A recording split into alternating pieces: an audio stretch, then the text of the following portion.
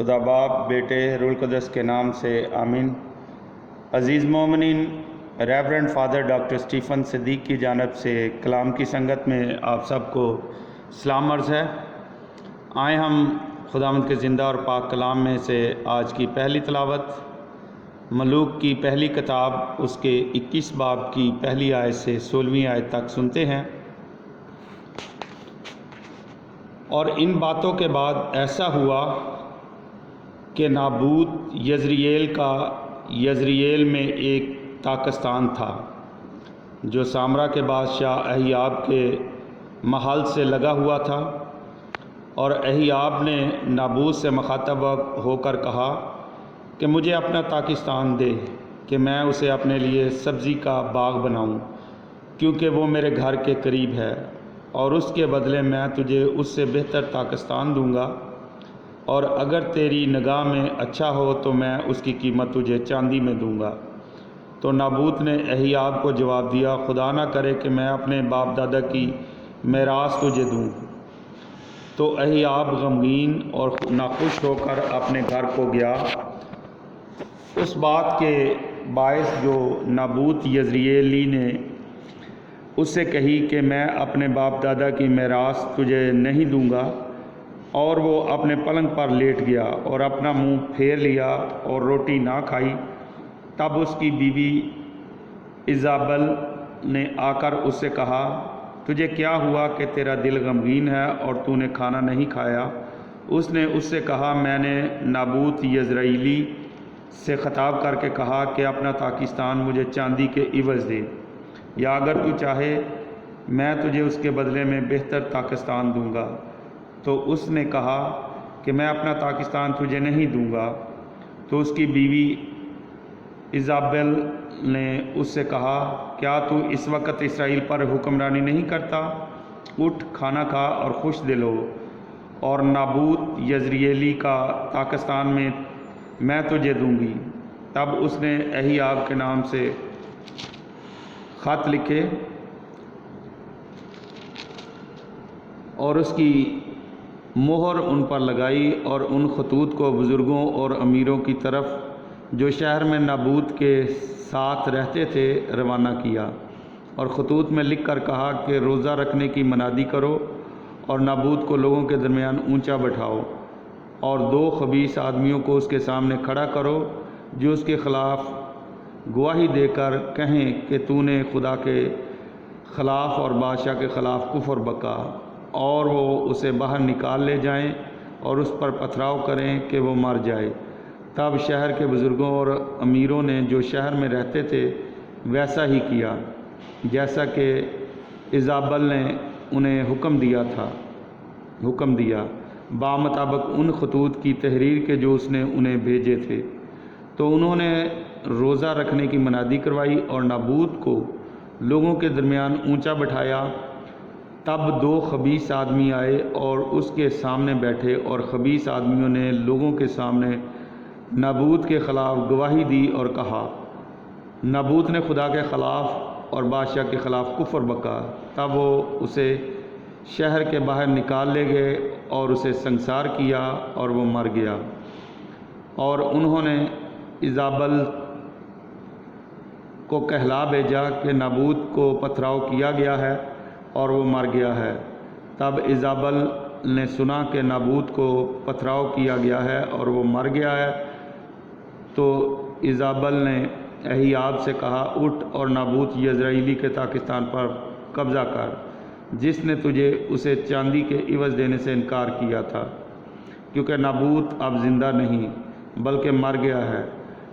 جب اہیاب نے نابوت کی موت کی بابت سنا تو اہیاب اٹھا تاکہ نابوت یزرعیلی کے تاکستان میں جا کر اس پر قبضہ کرے۔ خدا کا کلام پڑھا اور سنیں جانا ہم سب کے لیے باعث برکت ہو۔ خداوند کا شکر ہو۔ میرے عزیزو، آج کی اس پہلی تلاوت کی تفسیر پر ہم گیان کرتے ہیں۔ نابوت کا تاکستان 21 باب پہلی آیت سے 29 آیت۔ دوسرا واقعہ جو اہیاب کے زوال کا کھوج لگاتا ارد گرد کے واقعات سے مختلف ہے۔ یہ اسرائیل کی آرام کے ساتھ جنگوں کی نسبت داخلی معاملہ میں دلچسپی دکھاتا ہے، اور یہ بادشاہ کی بالکل فرق تصویر پیش کرتا ہے۔ یہاں پر اہیاب غیر اہم اور بے اثر دکھائی دیتا ہے، اور طاقتور اور بے اصول ایزابل کے ہاتھوں مغلوب ہے۔ یہ تذکرہ دو متوازن حصوں میں کھلتا ہے جن سے نابوت اور اہیاب کے انجام کا باہم مقابلہ ہوتا ہے۔ تذکرہ کے پہلے حصہ کے مطابق نابوت اس تاکستان کا مالک ہے جو اس کے آباء و اجداد سے اسے وراثت میں ملا ہے، اور وراثت کے غیر منتقلی قانون کے ذریعے اس کی دیکھ بھال کی جاتی ہے۔ ایزابل اس صورتحال کو خراب کرتی ہے اور مذہبی جماعت اور روزہ کے ریاکار استعمال سے نابوت کی موت کا احاطہ کر لیتی ہے۔ تذکرہ کا دوسرا حصہ نبوی تذکرہ ہے۔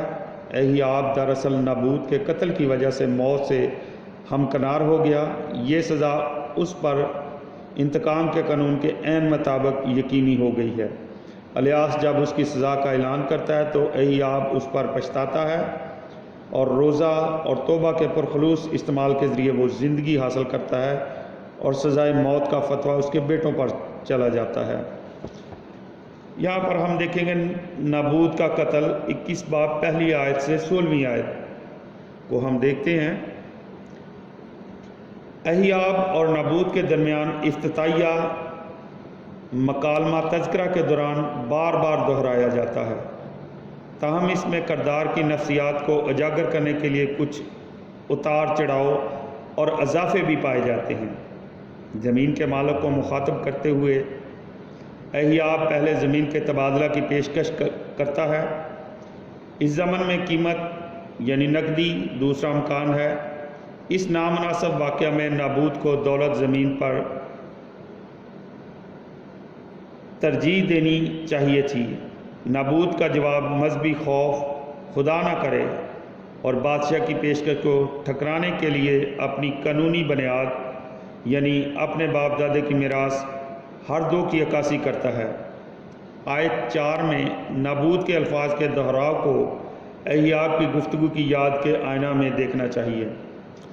بادشاہ قانونی اصطلاح کو درست طور پر یاد کرتا ہے، لیکن نابوت کے مذہبی جذبات کو شدید انکار میں محسوس کرتا ہے۔ جب اہیاب اس بحث کا ایزابل کے سامنے ذکر کرتا ہے، برعکس تو وہ قیمت یعنی نقدی کو اپنی پہلی پیشکش کے طور پر ذکر کرتا ہے۔ یزرائیلی کسانوں کے برعکس صدونی شہزادی زمین کی نسبت دولت میں زیادہ دلچسپی رکھتی تھی۔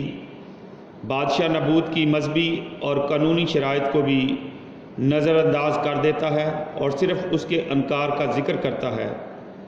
بالآخر جب ایزابل نابوت کی اس پیشکش کا حوالہ دیتی ہے تو وہ صرف قیمت اور انکار کو ہی دہراتی ہے۔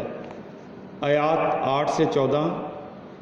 آیات 10 غالباً بعد کا اضافہ ہے اور اسے مؤلف نے آیت 13 سے ماخوذ کیا ہے۔ اس کے بغیر بیانی تناؤ زیادہ ہے۔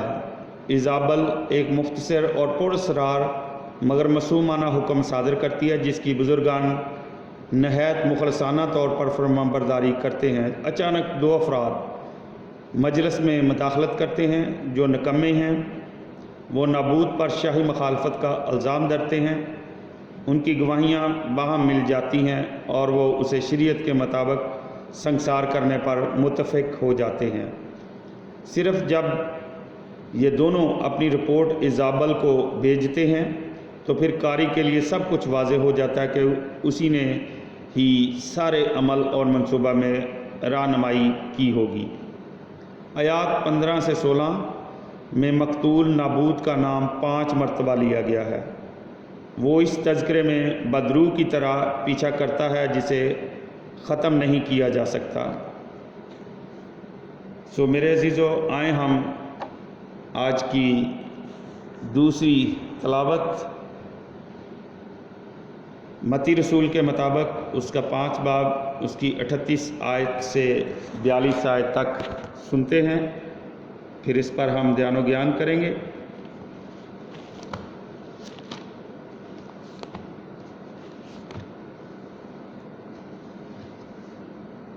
خداوند آپ کے ساتھ ہو۔ انجیل مقدس متی رسول کے مطابق۔ اے خداوند تیری تمجید ہو۔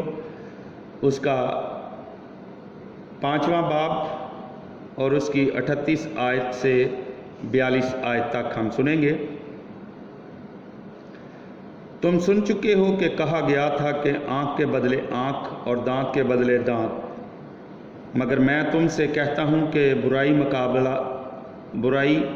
کا مقابلہ نہ کرنا، بلکہ جو تیرے دہنے گال پر تمانچہ مارے دوسرا بھی اس کی طرف پھیر دے، اور اگر کوئی عدالت میں تجھ پر نالش کر کے تیرا کرتا لینا چاہے تو چوگا بھی اسے لے لینے دے۔ اگر کوئی تجھے ایک کوس بگار میں لے جائے اس کے ساتھ 2 کوس چلا جا۔ جو کوئی تجھ سے کچھ مانگے اسے دے، اور جو تجھ سے قرض چاہے اس سے منہ نہ موڑ۔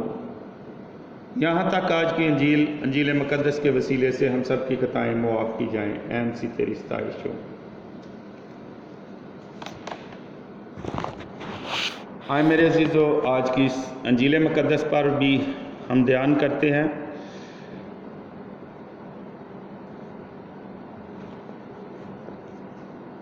پانچویں باب کی 38 آیت شریعت کہتی ہے کہ آنکھ کے بدلے آنکھ اور دانت کے بدلے دانت۔ ملاحظہ فرمائیں خروج کی کتاب 21 باب 24 آیت، احبار 24 باب 20ویں آیت، تثنیہ شرح 19 باب 21 آیت۔ یہ سزا دینے کا حکم بھی تھا اور سزا کو محدود بھی کرتا تھا کہ سزا جرم سے ہرگز زیادہ نہ ہو۔ البتہ پرانے عہد نامے کے مطابق سزا دینے کا اختیار حکومت کو حاصل تھا، کسی فرد کو نہیں۔ یسوع نے برائی کا بدلہ لینے کو منسوخ کر دیا اور اس طرح شریعت سے آگے راست بازی کی بلند تر سطح تک جا پہنچا۔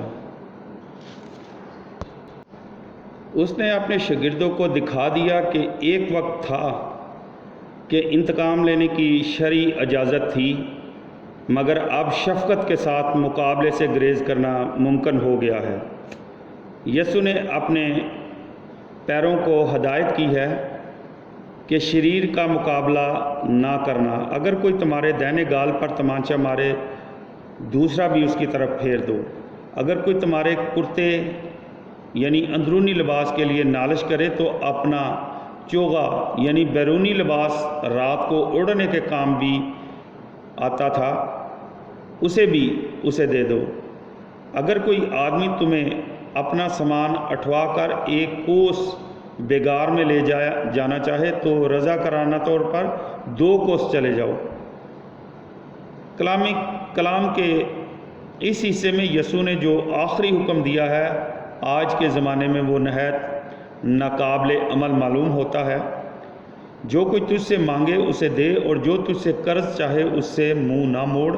ہم پر مادی چیزیں حاصل کرنے کا ایسا بھوت سوار ہے اور اپنی ہر شے کے ایسے دل دادہ ہیں کہ کسی کو کچھ دینے کے خیال ہی سے ہمارا منہ لٹک جاتا ہے۔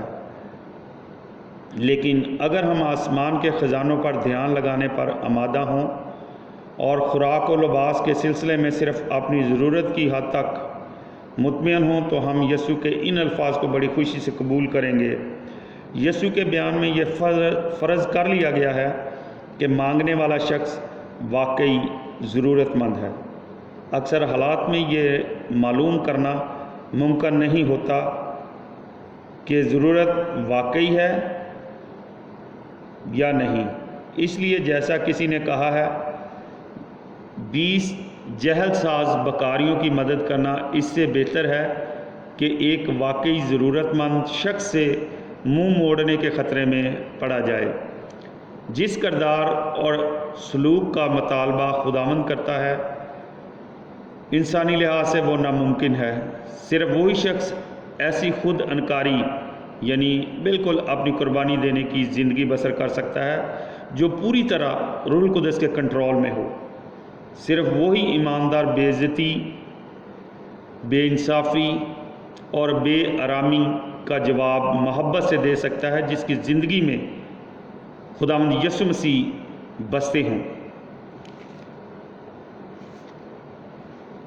میرے عزیزو، آج کی دونوں تلاوتوں کی جو تفسیر کا خلاصہ ہے وہ کچھ اس طرح ہے کہ ایزابل اپنے شوہر اہیاب بادشاہ کو ورگلاتی ہے۔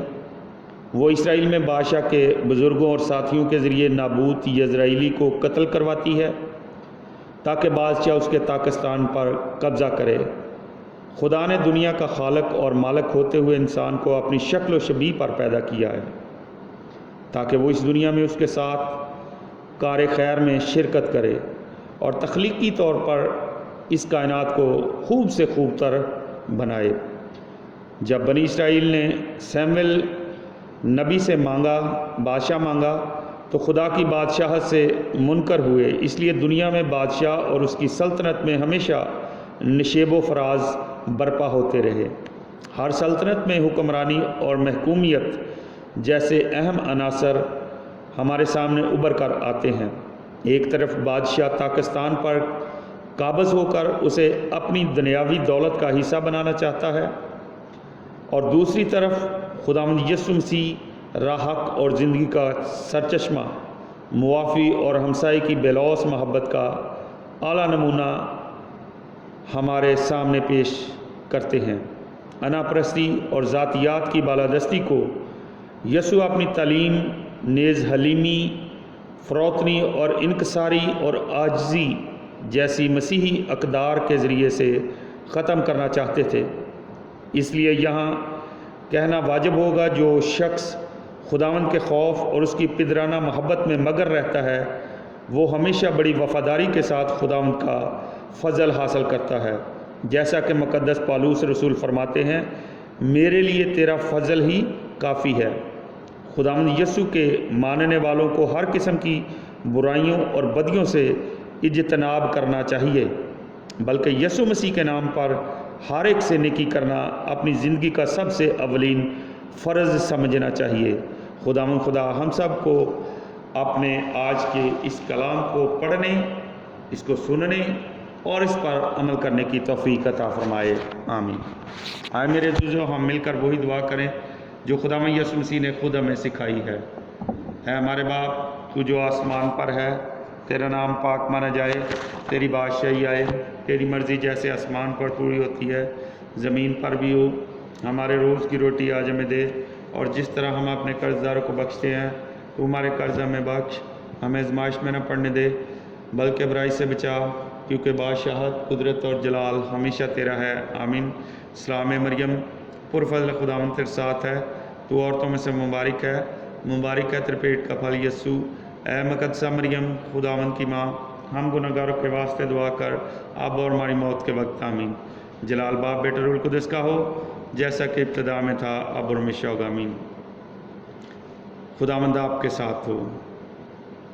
خدا کریم کی رحمت اور حفاظت میں ہم تمہیں سونپتے ہیں۔ خداوند تمہیں برکت دے اور تمہیں محفوظ رکھے۔ خداوند اپنا چہرہ تم پر جلوہ گر فرمائے اور تم پر مہربان رہے۔ خداوند اپنا چہرہ تمہاری طرف متوجہ کرے اور تم کو سلامتی بخشے اب اور ہمیشہ تک۔ خداوند کا فضل، اس کا اطمینان اور تسلی آپ سب کے ساتھ ہوتی رہے۔ عبادت ہو چکی، صلح اور سلامتی میں رہیں اور خداوند کی خوشخبری دوسروں تک پہنچائیں، آمین۔ خدا باپ، بیٹے، روح القدس کے نام سے، آمین۔